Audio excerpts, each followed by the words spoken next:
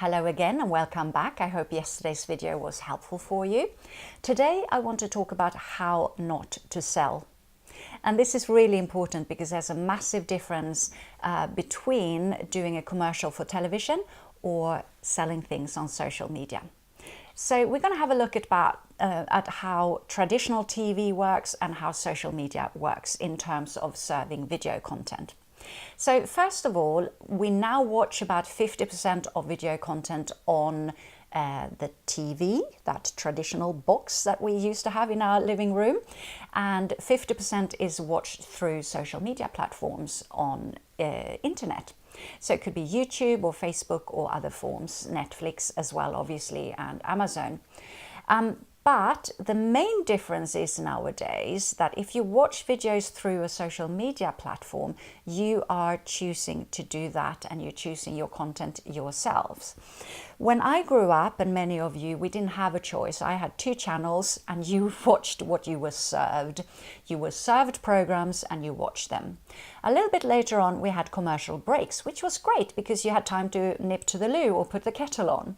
But we were still served a very limited amount of content, so we watched what was given to us. We were observing the action that was taking place on our TV set. Social media is the other way around. We are joining in to the action. We are taking part in the program. We are being part of a community and a group that we have opted in to be part of because we have an interest in it. So therefore, when you are creating your channels, whether it's on YouTube or a group on Facebook or wherever you are placing yourself, you need to make sure that you are the program, not the commercial break, because that's when your people will leave. Do you understand what I'm saying here? It's a very important thing. So we have a percentage ratio because of course we are still a business and we need to lead people into the buying option or the process of making them become our clients. And the ratio here is 80-20. So it's 80% of that program where you are choosing what kind of program you are giving them. If you are an educational program or an entertaining program or inspirational, 80% of that is just in the way you are telling your stories or showing the people your expertise or giving them what it is that they have opted in to get from you. And 20% is the leading into the action taken. And you can actually use that 80-20 ratio in your videos as well. So 80% is the storytelling and then 20% of the video is the call to action, which might be as simple as subscribe for more videos, or go to my website if you want more information, or click on the button below to sign up to my new course or training or event, whatever that is. Does that make sense? If you have any questions on this, please ask them in the Facebook group and I'm happy to develop it further for you. Today's little technical tip is very short and simple, but crucial.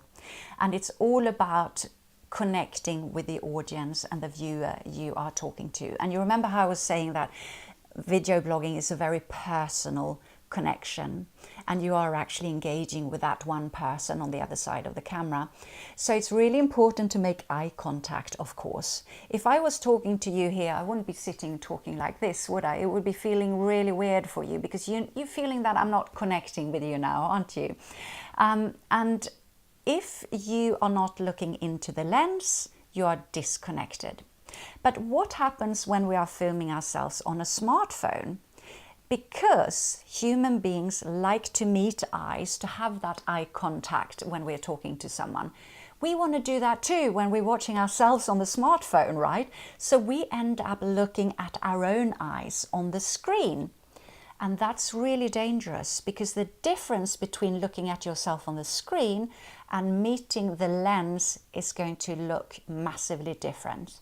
So if I was watching myself on the screen, I'm going to look at myself on the screen now.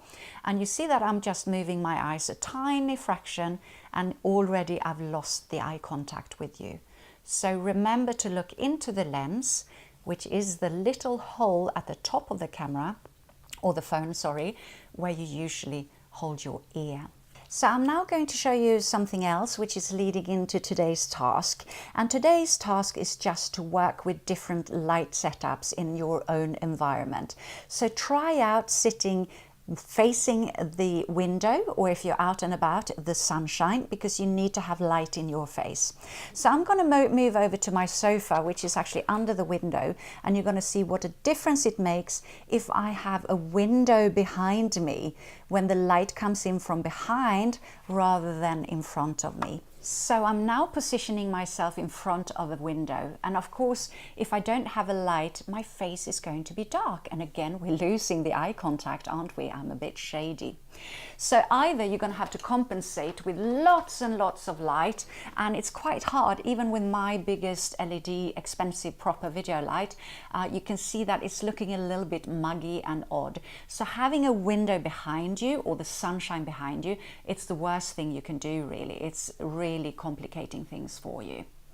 So today's video is just about you telling us about the setup you find most favorable and easy to work with for yourself. So find that setup, try it out and see the difference it makes if you're in front of a window or if you've got light in your face.